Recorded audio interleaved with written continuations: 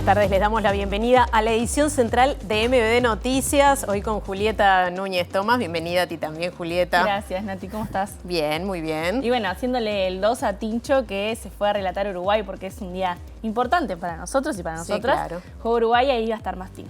Y ya tendremos también un móvil desde ese lugar, este acontecimiento que está sucediendo en Montevideo, pero empezamos hablando de cárceles. Así es. Porque un informe del comisionado parlamentario penitenciario, Juan Miguel Petit, señaló que las muertes provocadas por un incendio en el módulo 4 del ex-Comcar a fines de septiembre tienen una relación directa con el hacinamiento y la falta de recursos para tratar a las personas privadas de libertad. Según el informe, el Estado deberá resarcir a las familias de estos jóvenes que murieron en el incendio. Y por otra parte, pero también vinculada a la seguridad, en instantes Diego Martini abordará cómo trabaja el programa Cure Violence del Ministerio del Interior, una organización internacional que impulsa una serie de medidas con interruptores de violencia en 2 zonas de Montevideo que incluye a 8 barrios. Bien, recibiremos a Diego Martini, pero además tenemos muchos titulares. Es verdad, pasaron muchas cosas, vamos a verlas. La justicia ordenó entregar el celular a Alejandro Astesiano luego de que la fiscalía se opusiera a la entrega del dispositivo por considerar que aún hay varias investigaciones pendientes. La Juventud del Partido Colorado emitió un comunicado criticando las declaraciones del candidato del Partido Nacional, Álvaro Delgado, quien dijo que su compañera de fórmula, Valeria Ripoll, es un bombón. La Asociación de la Prensa Uruguaya expresó su preocupación por la utilización de inteligencia artificial para simular una entrevista con el candidato presidencial frente amplista Yamandu Orsi. El presidente Luis Lacalle Pou afirmó que el paro de la Federación Nacional de Profesores de Educación Secundaria es político ideológico y perjudica a estudiantes y padres. La Intendencia de Montevideo desmintió mediante un comunicado la información publicada por el diario El País sobre la cantidad de reclamos ciudadanos no atendidos. Los ataques israelíes contra la Franja de Gaza dejaron 38 muertos, entre ellos 5 niños y adolescentes que se encontraban en un campo de refugiados. Argentina fue el único país del G20 que se negó a firmar un documento consensuado sobre la igualdad de género. Javier Milei confirmó su presencia en la cumbre de Brasil, donde se reunirá con Lula da Silva.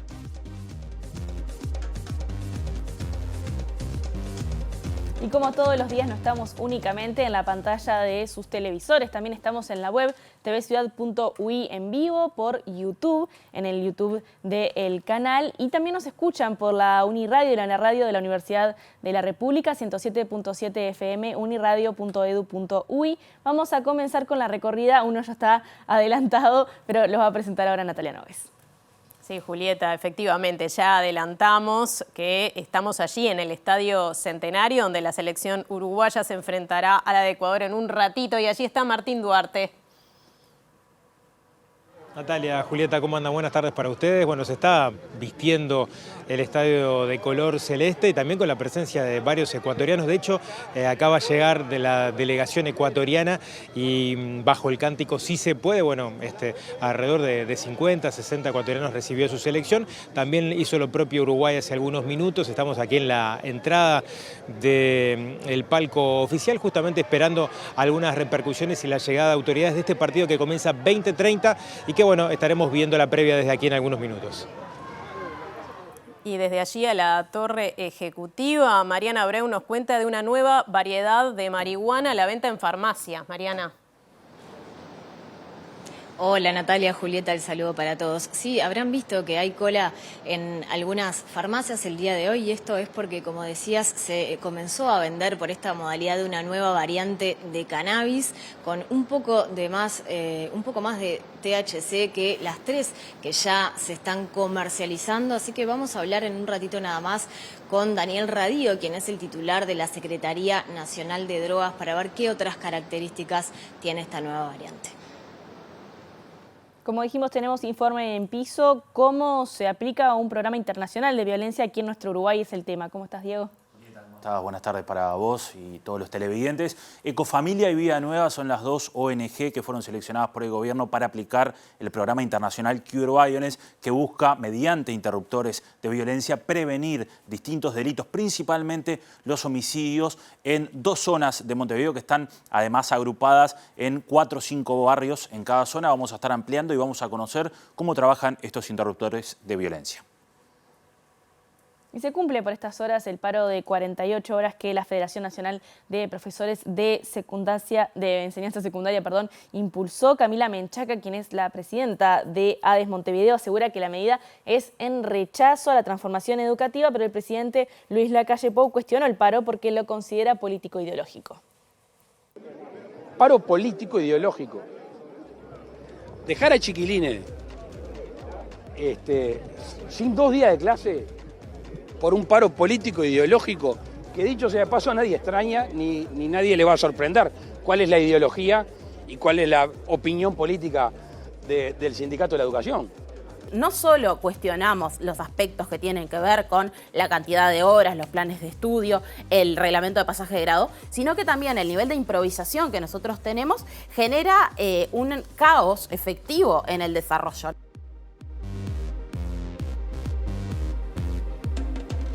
Comenzamos el desarrollo de la información con nuestro tema de portada. Como les decíamos, un informe del comisionado penitenciario parlamentario señaló que las muertes provocadas en el incendio en el módulo 4 del Excomcar a fines de septiembre tienen una relación directa con el hacinamiento y la falta de recursos para tratar a las personas privadas de libertad. Y según se destaca en este documento, la investigación por la muerte de estos 6 jóvenes la está llevando a cabo la Fiscalía de Homicidios, siguiendo los lineamientos del protocolo de Minnesota para las muertes ocurridas bajo la custodia estatal.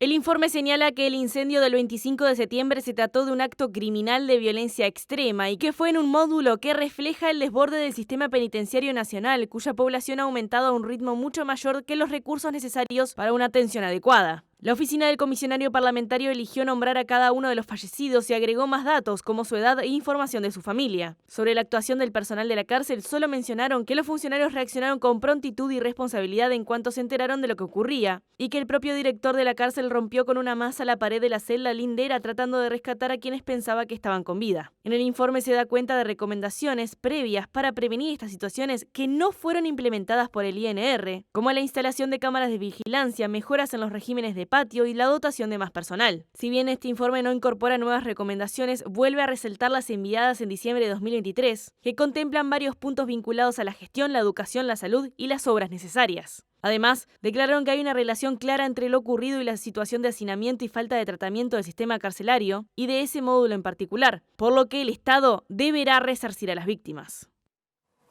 Y ahora les comentamos que la justicia ordenó entregar el celular de Alejandro Astesiano luego de que la Fiscalía se opusiera a la entrega del dispositivo por considerar que aún hay varias investigaciones pendientes, como las conversaciones que mantuvo el ex jefe de custodia presidencial con Luis Lacalle Pou. El abogado de Astesiano, Pablo Donangelo, destacó los fundamentos de la sentencia del juez porque entiende que su cliente ya fue penado y no está siendo investigado.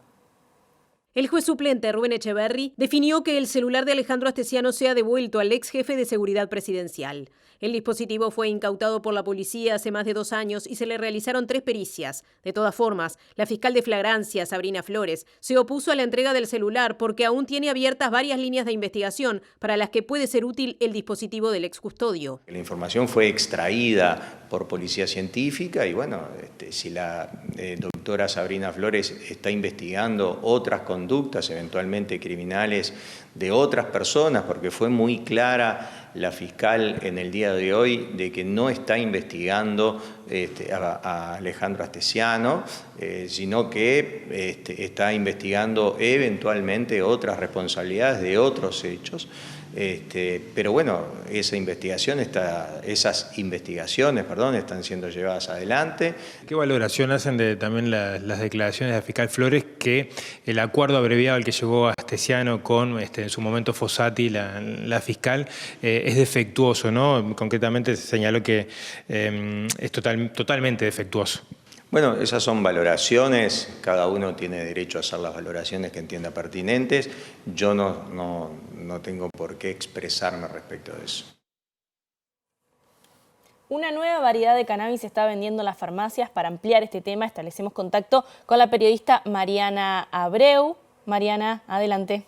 ¿Cómo andan, compañeras? A partir de hoy se vende en farmacias una nueva variante de cannabis de uso recreativo, es la variante Epsilon, la cuarta que ya está en el mercado. Y para hablar sobre este tema estamos junto al titular de la Secretaría Nacional de Drogas, Daniel Radío, quien nos recibe en su despacho. Gracias por estos minutos, Daniel. ¿Qué características tiene esta nueva variante, que es la que más THC tiene de todas? Y básicamente es esa la característica, que tiene un porcentaje de THC un poco mayor que las anteriores y también tiene escasa cantidad de CBD, que el CBD tiene un cierto rol de regulación o de modulación del efecto del THC.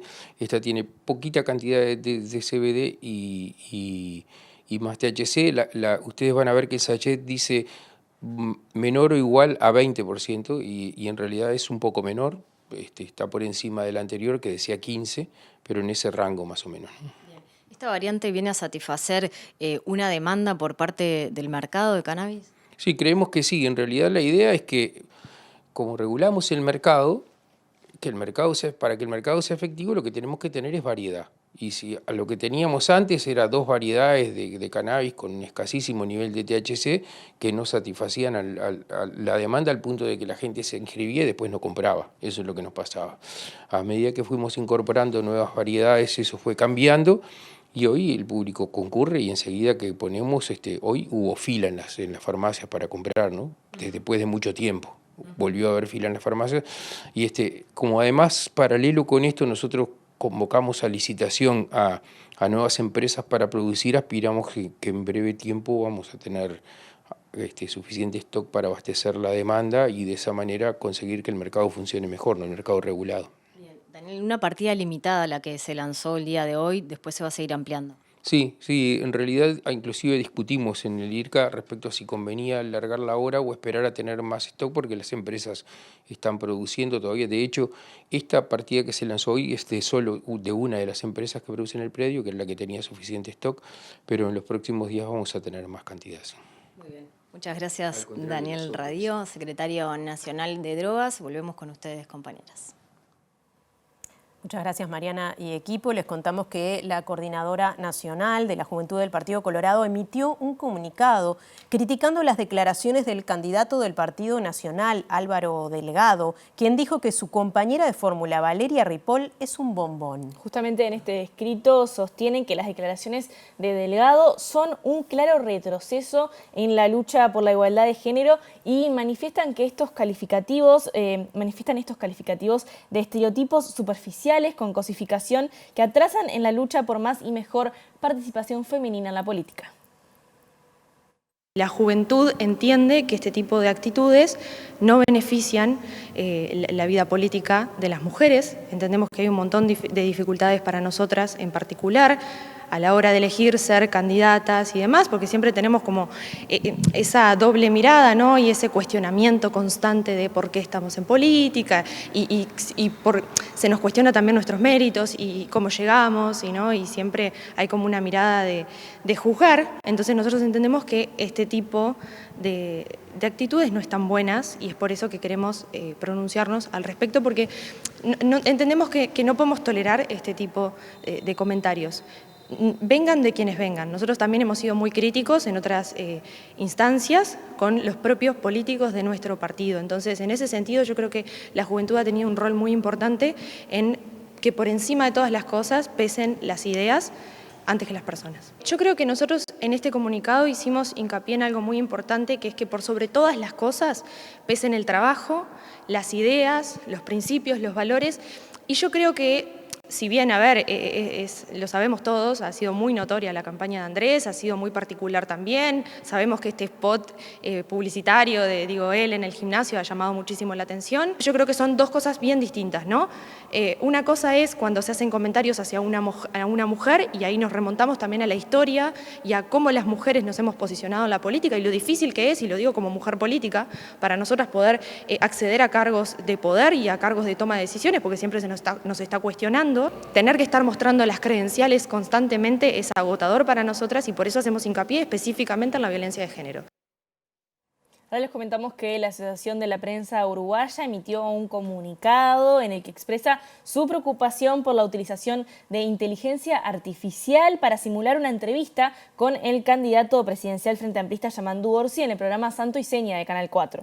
Desde la gremial periodística consideran que este método no es pertinente, ya que puede generar confusión en la ciudadanía y frivoliza la campaña política, convirtiéndola en un espectáculo que desdibuja la importancia de las elecciones nacionales. Cuestionan también la práctica desde un punto de vista profesional y recuerdan además la firma de un pacto ético del que participaron todos los partidos políticos para evitar la desinformación en el marco del proceso electoral. Por último, insisten en la importancia de regular el uso de la inteligencia artificial para que esté orientado al desarrollo ético. Ahora les comentamos que estudiantes del Liceo Zorrilla ocuparon la institución en el marco de una medida apoyada por la Coordinadora de Gremios de Secundaria para denunciar la reducción de grupos en el Liceo Bauzá para el 2025. Según la agrupación, la decisión de las autoridades provocará el aumento de la superpoblación de clases y de la deserción. El desencadenante de la ocupación es el recorte de grupos que está recibiendo el Liceo Bauzá. Se está cortando el grupo de cuarto y el turno intermedio, en un liceo que es el liceo público más grande de Latinoamérica a nivel de estudiantes. Son muchísimos estudiantes que van a ser derivados a otros liceos, generando una superpoblación en los liceos de la zona muy grande, que eso a futuro genera una deserción estudiantil gigante, que ya es un problema que hay en secundaria, sumado que también se recortan pila de horas docentes, dejando a docentes sin trabajo o ganando menos plata. Pero como mencioné anteriormente, eso solo es el desencadenante. La ocupación en sí va contra el recorte que está recibiendo la educación pública, empezando por la transformación educativa. El recorte que está recibiendo los grupos de Bauzá es justamente por una transformación educativa, ya que no se puede implementar la transformación en el Liceo Bauzá por las optativas que tiene cuarto año. Y eso es solo una de las cosas que ha implementado esta transformación, empezando porque la transformación educativa fue implementada de una manera autoritaria, inconsulta a la comunidad educativa, que al fin y al cabo son lo que terminamos viviendo día a día, lo que es la educación pública y la educación en secundaria. O podemos después hablar de cómo esta transformación también recorta 181 millones de dólares a la educación, que eso después genera liceos como el Zorrilla, como el Bauzá, como el IABA, que tengan problemas edilicios. El IABA, por ejemplo, se le estaban cayendo los techos. El Liceo Zorrilla durante todo este año tuvo problemas con la luz y el Bauzá el año pasado no había agua potable. Y el presidente Luis Lacalle Pou afirmó que el paro de la Federación Nacional de Profesores de Educación Secundaria, que se está desarrollando en este momento, dura 48 horas y terminará a las 0 horas de mañana, es político ideológico y perjudica a estudiantes y padres. Justamente Lacalle Pou atribuyó este paro a la cercanía con las elecciones. Las declaraciones del presidente a la prensa tuvieron lugar luego de la inauguración del nuevo Aeropuerto Internacional de Melo. Yo creo que todo el mundo tiene derecho a hacer huelga, ¿no? Ahora, lo que me llama poderosamente la atención es la razón de esta huelga. Paro político e ideológico. Dejar a chiquilines sin 2 días de clase por un paro político e ideológico, que dicho sea de paso a nadie extraña ni nadie le va a sorprender cuál es la ideología y cuál es la opinión política del Sindicato de la Educación. Es clarísimo. Entonces, ¿qué es lo que se logra? Porque tampoco hay una reivindicación salarial en este caso. De hecho, no sé si vieron en las noticias hoy lo que es el salario docente, que tiene un aumento de 2 y algo con respecto al año 2019 y un 3 y pico con respecto al año pasado. Entonces, es un paro político. ¿A quién perjudica? Y perjudica primero a los estudiantes, 2 días de clase. Segundo, a quienes los padres, porque serán liceales, pero hay liceales que son jovencitos que no están para dejarlos solos en las casas. Entonces el padre o la madre o hogares monoparentales que tienen que dejar laburo o tienen que molestar a un vecino por un paro político ideológico. Se ve que a veces la cercanía de los procesos electorales generan estas acciones que lamentablemente no solo tiene una argumentación, un efecto político, tiene un efecto social que es lamentable, sobre todo para esa familia. Continuamos en la temática educativa porque el diputado del Partido Colorado, Felipe Schipani, pidió que la Comisión de Educación de la Cámara de Diputados cite al rector de la Universidad de la República, Rodrigo Arim, y al decano de la Facultad de Arquitectura. El legislador entiende que no corresponde que se haya colocado cartelería en favor del sí al plebiscito sobre aspectos del sistema previsional. Lamentablemente la circunstancia se vuelve a reiterar ante la pasividad de las autoridades, porque esto ocurrió la semana pasada y ese cartel sigue allí, y a esto se suma que dentro del hall de entrada de la Facultad de Arquitectura hay una pantalla con publicidad a favor del sí. Nosotros lo que decimos es que los gremios tienen todo el derecho a expresarse, a manifestarse, pero tienen sus ámbitos y sus lugares, ¿no? Existe la cartelera gremial, la fachada de la facultad no es el ámbito para que cada gremio exprese sus ideas en relación a lo que vamos a resolver el próximo domingo 27. Por tanto, en la medida de que no hemos visto actuación de las autoridades, ni el señor decano de la facultad, ni el señor rector, le hemos solicitado al presidente de la comisión que lo cite al Parlamento para que brinden explicaciones sobre por qué ese cartel permanece ahí. Cambiamos de tema. La Intendencia de Montevideo desmintió mediante un comunicado la información publicada por el diario El País sobre la cantidad de reclamos ciudadanos no atendidos. Según el medio, la cifra ascendía al 70%, pero desde la comuna aseguraron que corresponde al 5%.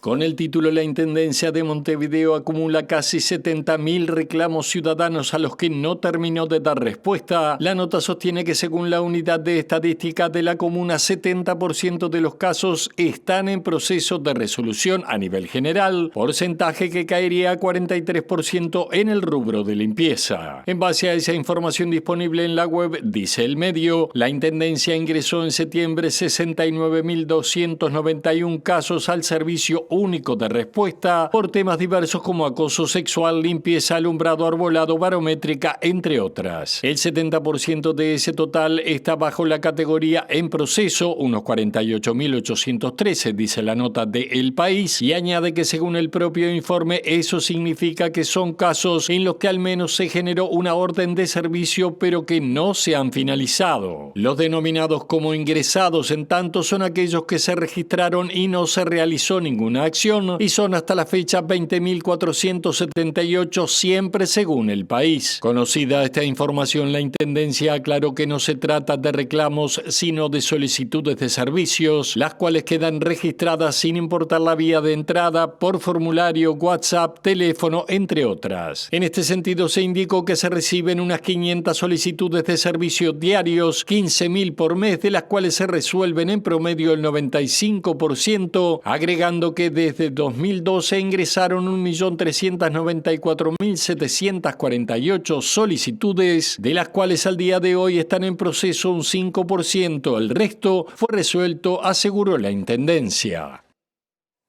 Bien, hoy en nuestro informe especial vamos a hablar de estos interruptores de violencia para aplicar en distintas zonas de Montevideo. ¿Qué son? Bueno, es Cure Violence y eso nos va a explicar Diego Martini. ¿Cómo estás, Diego? ¿Cómo andan, Juli y Nati? ¿Todo bien? Bien. Bueno, vamos a hablar justamente de este programa que tiene a la organización internacional Cure Violence, un programa que nace en Chicago allá por los 2000 y que trata la violencia justamente como una pandemia y lo que hace es interrumpir en el camino que esa violencia se siga expandiendo por distintas zonas. El programa fue aplicado en distintas partes del mundo, en 100 ciudades, y se entendió que en Montevideo podía tener andamiaje y podía funcionar. Y por eso el BID otorgó a Uruguay un préstamo de $2 millones para implementar justamente este programa con representantes de este programa que estuvieron y están además en este país, y se hizo un lanzamiento de un concurso, de una licitación, digamos, donde se eligieron a 2 ONG para trabajar en 2 zonas de nuestra ciudad, 2 zonas calientes.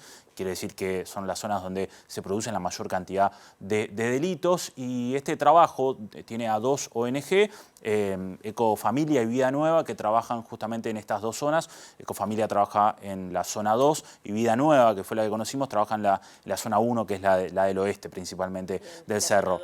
Y la zona 2, Peñarol, Casaballe, y ahora vamos a estar ampliando cuáles son algunos de los barrios.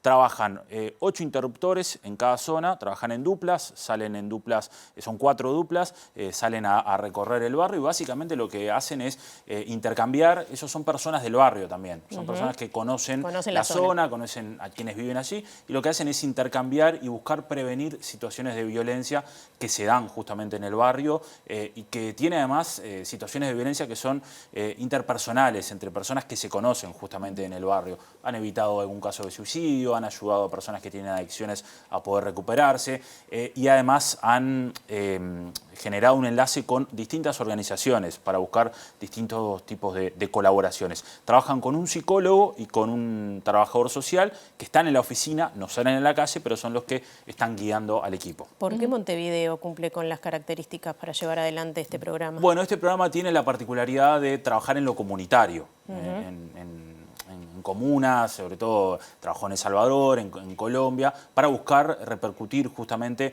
en la instalación de una pacificación entre vecinos y entre la comunidad, para que eso se expanda y se entiende que las comunidades pequeñas pueden funcionar muy bien. Conocimos justamente una de las oficinas que está exactamente donde está el Hospital del Cerro y además lo que hace esa oficina es un hospital que recibe muchas personas baleadas, apuñaladas. De hecho, ayer cuando fuimos se estaba viendo esa situación.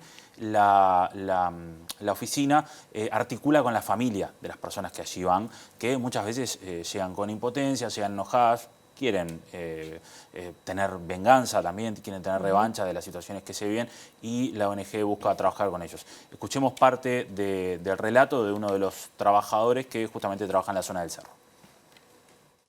Aquí el 90% del problema es la pata base. La mayoría de los que fuma esa clase de cosas, bueno, queda enajenado y hace cualquier disparate y cualquier cosa y bueno, y por eso vemos tanta dificultad que hay, ¿no? Pero bueno, este tema de la violencia no ocurre solamente acá en Montevideo, ¿no? En todas partes del mundo hay problemas, hay dificultades y es más, nosotros estamos en una zona donde, en una zona del hemisferio que tiene menos violencia que en todo el mundo. ¿Sí? Si vemos en el Medio Oriente, si vemos México, si vemos Estados Unidos, en muchas de sus ciudades, a pesar de abrir muchos programas, hay violencia, es verdad. Y bueno, y entonces también nosotros queremos, igual, de cualquier forma, achicar y bajar y bueno, y ayudar a aquellos que de alguna manera quieren, ¿no? Porque esto no es para todos. Porque, ¿cuál es el problema acá? Bueno, el problema acá es que aquellos que quieren salir de la delincuencia, que quieren salir de la drogadicción, quieran. Y ahí nosotros estamos para ayudarles. No estamos para meternos en los problemas y en las dificultades que tienen por problemas delictivos, sino solamente para aquellos que de alguna forma quieren salir de eso, ¿no? Bien, y acá, como consultabas, Natalia, están repartidas las dos zonas de Montevideo. Vamos a ver en pantalla. Zona 1, Casabola, Paloma, La Teja, Tres Ombúes, Cerro Norte, que está ubicada allí en el mapa. Y después la zona 2, que incluye los barrios de Peñarol, Casaballe, Manga, Marconi, Las Acacias y Villa Española, donde entonces los interruptores de violencia salen y trabajan. Una de las consultas que me hacía Julieta recién fuera de cámara tenía que ver con aquella propuesta que habían hecho o que se había generado de ex privados de libertad para trabajar. Bueno, justamente esta persona con la que estábamos hablando es un ex privado de libertad que estuvo hace más de 30 años, digamos, en el sistema, pero que conoce alguna de las implicancias y alguna de las situaciones que se viven en el barrio y por eso trabaja en Cure Violence y por eso se sumó a esta ONG. Y vamos a ver en esta placa, en esta siguiente placa, un informe que se había hecho en enero de este año de los especialistas Rogido, Cano y Borges, donde trabajaban, digamos, lo que eran las causas de los homicidios, que es lo que el gobierno puntualmente busca reducir. Hay algo muy importante que es un motivo no aclarado, el 34%, pero esto incluye el año 2021-2022, que fue el último informe que se trató, pero lo que tiene que ver con las disputas y discusiones es un 15%, que es básicamente lo que Cure Violence busca atender y busca evitar que se avance en este tipo de situaciones. Vamos a ver en el siguiente tape, y ya cerramos por acá, lo que tiene que ver justamente con las adicciones adicciones, que es una de las situaciones que también se busca atacar, porque una encuesta que se hizo a personas privadas de libertad apunta que la gran mayoría, al momento de cometer delitos, está bajo los efectos o de alcohol o de alguna droga, y eso hace también que se busque trabajar en este aspecto, en la prevención de adicciones. Tenemos varias herramientas a disposición, de las cuales, bueno, podemos tomar de ellas, por ejemplo, tenemos muchos centros de rehabilitación, algunos que están, digamos, a cargo del MIDES, refugio, por supuesto, con los grupos de calle, pero también centros de rehabilitación que hay en el interior y eso, y bueno, que podemos derivar a algunos que quieren salir del ambiente, salir de ese lugar y bueno, y derivarlo a eso para poder dejar la adicción. Eso sería por un lado. Después por el otro, bueno, estamos nosotros para darle una mano, un consejo, para apoyar en eso. También hacemos algunas tratativas con algunos empresarios para conseguir trabajo, por ejemplo, ¿no? O alguna changa, que lo hemos hecho, con varios de ellos le hemos conseguido alguna changuita y bueno, y de alguna manera zafan de donde están metidos, ¿no? ¿Necesitan que los escuchen? Y necesitan que los escuchen y necesitan también un apoyo, ¿no? Yo recuerdo que hace más de 30 años, cuando tenía problemas también con el alcohol, con la droga, con la delincuencia, llegó un momento que yo no podía hacerlo solo, necesitaba ayuda de alguien externo para que pudiera dar un empujoncito. Y bueno, yo lo encontré en muchas instituciones que me dieron una mano y bueno, y después empecé también a hacer lo mismo, a trabajar y bueno, para poder también ayudar a ellos, ¿no?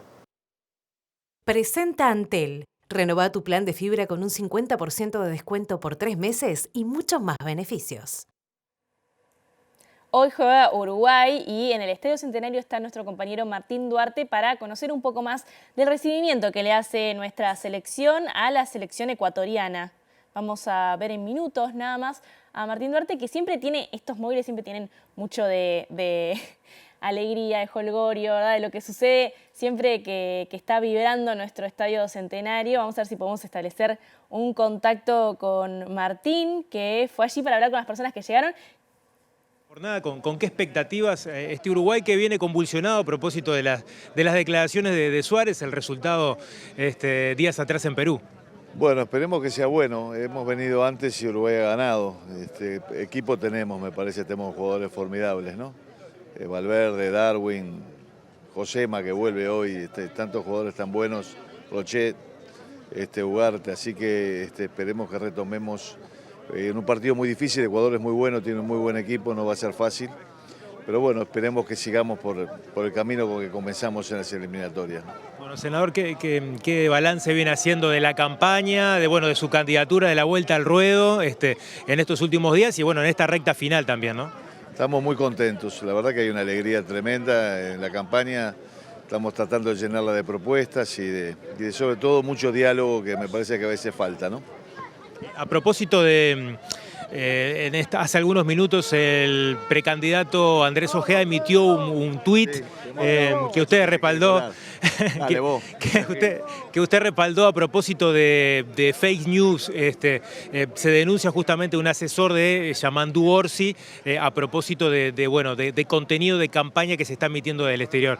¿Usted salió a respaldarlo o retuiteó ese mensaje? Y es la prueba que Andrés les gana. Es la prueba que Andrés les gana, porque cuando empiezan con esas campañas es porque empezás a crecer. Así que yo lo veo siempre en la parte positiva de eso, que Andrés les gana y por eso empiezan con estas cosas. ¿Tiene la lectura que las últimas encuestas pueden ayudar o favorecer?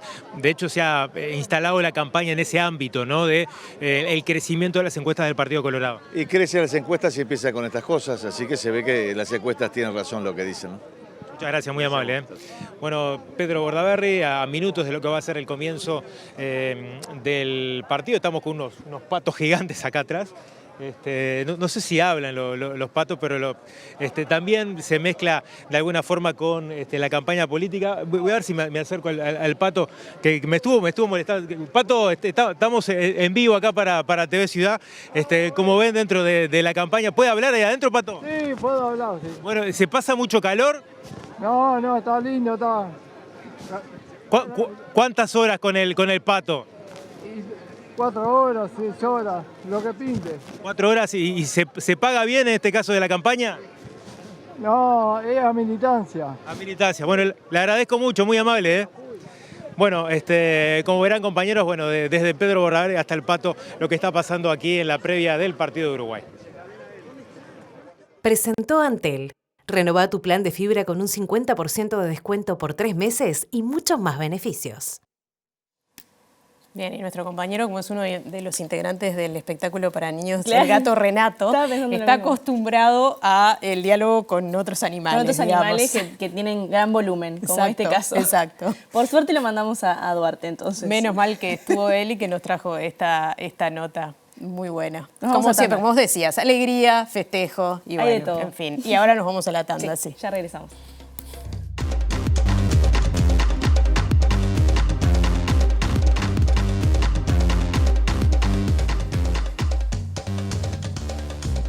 Regresamos como en MBD Noticias. Y en poquito menos de una hora, a las 20:30, la selección uruguaya estará recibiendo entonces en el estadio a la selección de Ecuador. Y el equipo titular de nuestra selección será Sergio Rochet, Nathan Nández, José María Jiménez, Santiago Bueno, Matías Olivera, Federico Valverde, Manuel Ugarte, Georgian de Arrascaeta, Facundo Pelistri, Darwin Núñez y Maximiliano Araujo. Los ecuatorianos están quintos con 12 puntos y si ganan, igualan a la Celeste, que está en la tercera posición de la tabla con 15 unidades. Atención porque la etapa comenzó con el partido entre Colombia y Chile en Barranquilla, donde Colombia ganó 4-0. A las 20, la selección de Paraguay recibirá a Venezuela en el Estadio Defensores del Chaco. Argentina será local ante Bolivia a las 21 horas en el Estadio Monumental y Brasil y Perú jugarán a las 21:45 en Brasilia. Bien, ahora vamos al repaso de las noticias internacionales, Julieta. Así es. Presenta Mercado Agrícola de Montevideo, en el corazón de un barrio donde late la ciudad. Mercado de Historias. Mercado de Historia.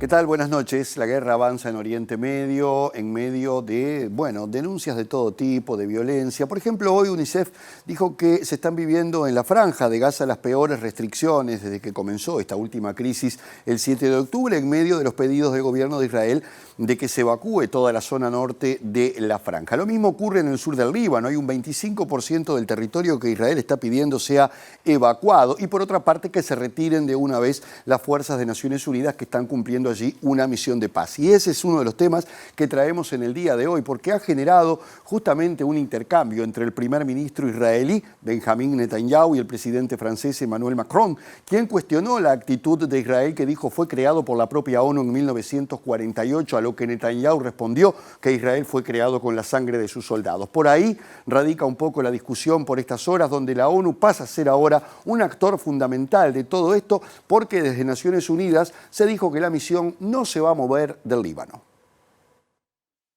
El primer ministro israelí Benjamín Netanyahu respondió este martes al presidente francés Emmanuel Macron que el Estado de Israel no fue establecido por decisión de la ONU, sino con la sangre de sus soldados durante la guerra árabe-israelí de 1948.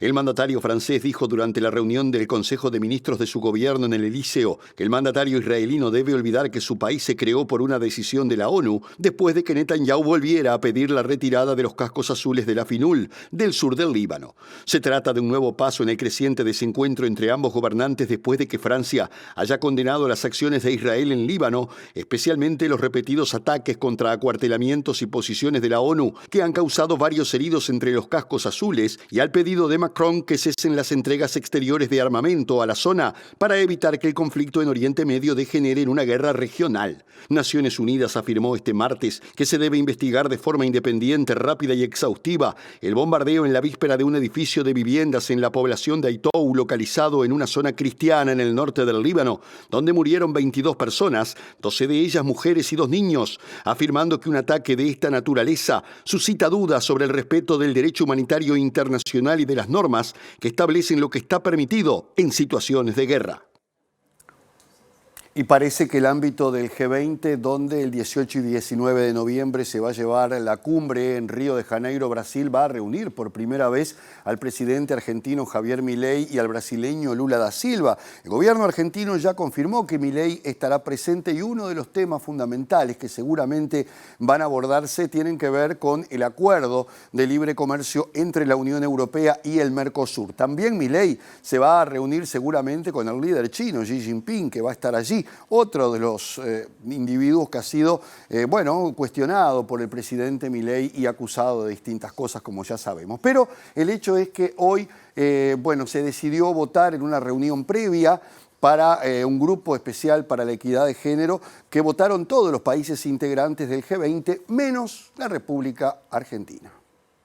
Semanas antes de la cumbre del G20 que se realizará el 18 y 19 de noviembre en Río de Janeiro, se celebró una reunión del Grupo de Empoderamiento de las Mujeres, en la que los países participantes acordaron la firma de un documento sobre igualdad de género, en el que solamente el gobierno argentino se opuso a la propuesta. La representante de temas de género del Ministerio de Exteriores brasileño, Vanessa Dolce de Faria, cuestionó la medida en las redes sociales y afirmó que cuando la extrema derecha avanza, las mujeres pierden, asegurando que la presidencia de su país se mantiene firme en su posición de que la igualdad es innegociable. Por su parte, la ministra de Mujeres de Brasil, Cida Gonçalves, advirtió que no es posible que en pleno siglo XXI haya cualquier retroceso en las conquistas de los derechos de las mujeres, como el derecho a trabajar, a un salario igual y a la dignidad, destacando que se trata de un texto importante porque es la primera vez que el G20 crea un grupo específico para abordar directamente la equidad de género y que concluye con importantes recomendaciones. Entre otros puntos, el texto firmado en Brasil reconoce que todas las mujeres y niñas enfrentan barreras particulares debido a diversos factores, además de su género, y que todas las mujeres y niñas son agentes de cambio y tienen un papel importante en la toma de decisiones, el liderazgo y la respuesta a desafíos globales, por lo que asegura que deberían poder contribuir por igual a todos los sectores y en todos los niveles. En Bolivia la situación sigue siendo crítica a partir del enfrentamiento que existe no solamente entre el presidente Luis Arce Catacora y el líder del MAS, Evo Morales, ambos acusados de distintas cosas. Evo Morales de estupro, de haber tenido relaciones con una menor, mientras que Luis Arce está acusado de haber tenido relaciones con una mujer a la que le prometió un ministerio. Así están las cosas. Hay una orden de detención que podría librar la Fiscalía contra Evo Morales, que entiende es una persecución política, por lo que sus partidarios han decidido cortar importantes carreteras del país. De hecho, hoy mismo hay una carretera cortada que tiene 300 camiones de combustible varados en el medio de Bolivia, en medio de una crisis que precisamente tiene que ver con la falta de combustible y de dólares, que le ha generado muchísimos problemas al presidente Luis Arce. Pero lo cierto es que sobre ambos pesan acusaciones que podrían terminar en ámbitos judiciales. En medio de la crisis social y económica que afecta a Bolivia, el conflicto político que enfrenta desde hace 3 años a los dos líderes del gobernante Movimiento al Socialismo, el expresidente Evo Morales y el actual Luis Arce, vive un nuevo capítulo ante acusaciones de delitos presuntamente cometidos contra mujeres. Morales fue acusado de estupro y trata de personas por haber mantenido supuestamente relaciones sexuales con una adolescente de 15 años, mientras que Arce fue denunciado públicamente por una mujer que afirma que mantuvo con el presidente una relación de 6 meses porque él le prometió designarla viceministra de Deportes. Morales fue citado a declarar el pasado viernes en la región de Tarija, pero no se presentó, por lo que se anunció que se emitirá una orden de detención en su contra, interpretada por sus partidarios como una persecución política contra su líder, que motivó piquetes en carreteras del centro del país, bloqueando 2 puntos, una ruta que une Cochabamba con Santa Cruz. Para los partidarios del actual mandatario Luis Arce, la denuncia en su contra es falsa y busca acortar su mandato, tal como reclaman las manifestaciones lideradas por Morales y que, según el ministro de Justicia César Siles, buscan no solo dañar su imagen y generar inestabilidad, sino que el gobierno llame a elecciones anticipadas, lo cual dijo no va a suceder. Presentó Mercado Agrícola de Montevideo, en el corazón de un barrio donde late la ciudad. Mercado de Historias. Mercado de Historia. Bueno, fin de otro bloque en MBD Noticias. El último, espérennos, ya volvemos.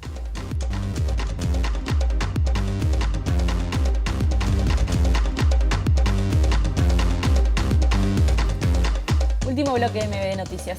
El Teatro Solís recibió a 600 escolares que participaron del programa Música en las Escuelas que implementa la Intendencia de Montevideo. Se presentó el espectáculo Una curiosa reunión en familia, creado especialmente para acercar al público infantil los instrumentos para conformar un conjunto sinfónico. Todo surgió, ni bien terminó la pandemia, en ese medio mundo nuevo que se nos abría. Desde la Intendencia empezamos a preguntarnos cómo podíamos repensar el vínculo entre la infancia y la música, y así construimos una experiencia musical que se propuso acortar la distancia. O sea, que niñas y niños no tuvieran que venir a escuchar música, venir a ver un espectáculo, sino que la música fuera ellos. Y así fue como Música en la Escuela empezó a llegar a los comedores, a las galerías, a los salones multiusos, con una experiencia musical.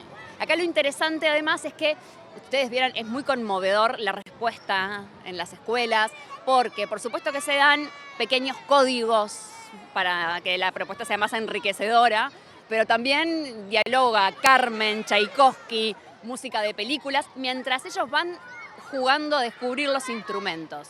Y mientras van siguiendo la historia, que es la historia de una niña que tiene 9 años que vive un día muy particular en la escuela. Del programa Música en la Escuela participaron más de 14.000 niños y niñas de 65 escuelas públicas. Y ahora les comentamos que hasta el 20 de octubre estará en marcha la 12ª edición del Festival de Nuevo Cine Uruguayo, el Festival de Cine Nuevo de Tour. Me costó, Festival de Cine Nuevo de Tour, que se exhiben películas de artistas uruguayos y uruguayas en varias salas del país. Esta edición número 12 representa una consolidación del crecimiento que ha tenido el festival con todos estos años. La llevamos bien, estamos contentos, están pasando cosas. Nos concentramos en lo nuevo en el sentido de lo que se está haciendo en este momento, de lo último. También como tenemos la característica de concentrarnos en la producción nacional o la producción de artistas nacionales, sea que filmaron acá o filman en el extranjero. Y también es cine nuevo en un sentido más amplio, en el sentido de que en los nuevos formatos del audiovisual, en el videoclip, en la serie, en el fashion film, entendemos que el cine como arte, como medio artístico, como lenguaje artístico, se está expandiendo también ahí. Entonces, dentro del festival, además de las categorías más convencionales de los festivales de cine, como largos y medios o cortometrajes, tenemos estas otras categorías, series, videoclips, fashion films, donde sentimos que el arte cinematográfico también se representa. No hay una característica específica para el cine uruguayo. El cine uruguayo, si hay algo que lo caracteriza, es una efervescencia enorme y una diversidad enorme de intereses.